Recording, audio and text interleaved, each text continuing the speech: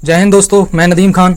हरियाणा और जम्मू कश्मीर के विधानसभा चुनावों का मतदान आज डल चुका है और 8 अक्टूबर को इसके नतीजे सामने आएंगे।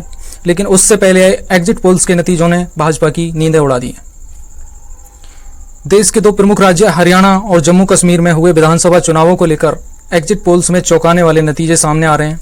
अगर इन पोल्स की माने तो हरियाणा में कांग्रेस की जबरदस्त वापसी हो रही है, जिससे भाजपा का 10 साल का शासन समाप्त हो जाएगा। वहीं जम्मू कश्मीर में नेशनल कॉन्फ्रेंस और कांग्रेस गठबंधन सबसे आगे दिख रहा है, लेकिन बहुमत की राह थोड़ी सी मुश्किल दिखाई दे रही है, क्योंकि वहां पे त्रिकोणीय मुकाबला बनता जा रहा है। 4 एग्जिट पोल्स में हरियाणा में कांग्रेस को 90 में से 55 सीटें मिलने की बात कही गई है। बहुमत के लिए 46 सीटें चाहिए होती हैं, जबकि कश्मीर में 90 सीटों में से कांग्रेस नेशनल कॉन्फ्रेंस गठबंधन को 43 सीटें मिल सकती हैं, जो बहुमत के आंकड़े से 3 सीटें कम हैं। बीजेपी को हरियाणा में 24 और जम्मू कश्मीर में 26 सीटें मिल सकती हैं। 2 एग्जिट पोल्स ध्रुव रिसर्च और पीपल्स पल्स ने हरियाणा में भाजपा को 32 सीटें दी हैं। हरियाणा में अभय चौटाला की इंडियन नेशनल लोकदल 3 सीटें और बीजेपी की पूर्व सहयोगी जेजेपी 1 सीट जीत सकती है। तो दोस्तों, सबसे पहले बात करते हैं हरियाणा के एग्जिट पोल्स की, जहां लगभग सभी एग्जिट पोल्स कांग्रेस को बहुमत दिखा रहे हैं और लगभग 55 सीटें देते हुए नजर आ रहे हैं। सबसे पहले बात करते हैं दैनिक भास्कर के एग्जिट पोल्स की। दैनिक भास्कर ने बीजेपी को 19 से 29 सीटें दी हैं, जबकि कांग्रेस को 44 से 54 सीटें मिलने का अनुमान है। जेजेपी को 1 सीट मिल सकती है और INLD को 1 से 5 सीटें मिलने का अनुमान है और आम आदमी पार्टी को 1 सीट मिलने का अनुमान है। दूसरा, इंडिया टुडे सी वोटर का सर्वे 20 से 28 सीटें बीजेपी को दे रहा है, जबकि कांग्रेस को 50 से 58 सीटें मिलती दिख रही हैं और जेजेपी को 0 से 2 सीटें मिल सकती हैं। बात करते हैं पीपल पल्स की, तो 20 से 32 सीटें बीजेपी को मिलती यहाँ पे दिखाई दे रही हैं और कांग्रेस को 49 से 61 सीटें मिलती हुई यहाँ पे दिखाई दे रही हैं। जेजेपी को 1 सीट मिल सकती है, जबकि INLD को 2 से 3 सीटें यहाँ पर मिल सकती हैं। अब बात करते हैं आर भारत मैट्राइज की, तो इसमें 18 से 24 सीटें बीजेपी को दी हैं, जबकि कांग्रेस को 55 से 62 सीटें तक देता हुआ नजर आ रहा है और जेजेपी को 0 से 3 सीटें मिल सकती हैं, जबकि INLD को 3 से 6 सीटें मिलने का अनुमान है। अगला बात करते हैं आर भारत पी मार्क की, तो ये 27 से 35 सीटें बीजेपी को दे रहा है, जो कि सबसे ज़्यादा सीटें आर भारत पी मार्क दे रहा है और कांग्रेस को 51 से 61 सीटें देने का अनुमान है और INLD को इसने 3 से 6 सीटें दी हैं, जबकि जेजेपी और आम आदमी पार्टी को ये 0 सीट देता हुआ नजर आ रहा है।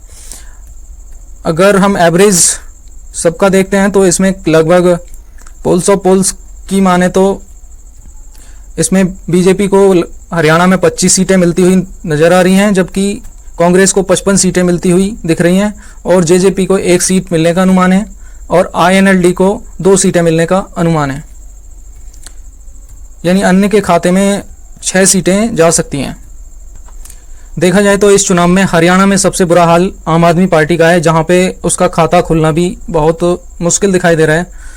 लेकिन ये भी बताना जरूरी है कि एग्जिट पोल्स फाइनल नतीजे नहीं हैं और फाइनल नतीजे 8 अक्टूबर को आएंगे, जिसमें एग्जिट पोल्स के नतीजे गलत भी हो सकते हैं। और अब बात करते हैं जम्मू कश्मीर के विधानसभा चुनाव की। यहाँ पर महबूबा मुफ्ती की पीपल्स डेमोक्रेटिक पार्टी यानी PDP 8 सीटें जीतने की संभावना है और वो यहाँ पर किंग मेकर की भी भूमिका निभा सकती हैं। पार्टी ने भाजपा के साथ गठबंधन की किसी भी संभावना से इनकार कर दिया है और केवल धर्मनिरपेक्ष गठबंधन के संदर्भ में ही PDP इस वक्त बात कर रही है। जम्मू कश्मीर के विधानसभा चुनाव में एक्सेस माई इंडिया बीजेपी को 24 से 34 सीटें दे रहा है, जबकि NC को 35 से 45 सीटें मिलने का अनुमान है और PDP को 4 से 6 सीटें मिलने का अनुमान है, जबकि INLD को 8 से 23 सीटें मिलने का अनुमान है। दैनिक भास्कर के अनुसार 20 से 25 सीटें बीजेपी को मिलती दिख रही हैं और 35 से 40 सीटें NC प्लस को मिलती दिख रही हैं, जबकि PDP को 4 से 7 सीटें मिल सकती हैं। INLD को यहाँ पे 12 से 18 सीटें मिल सकती हैं।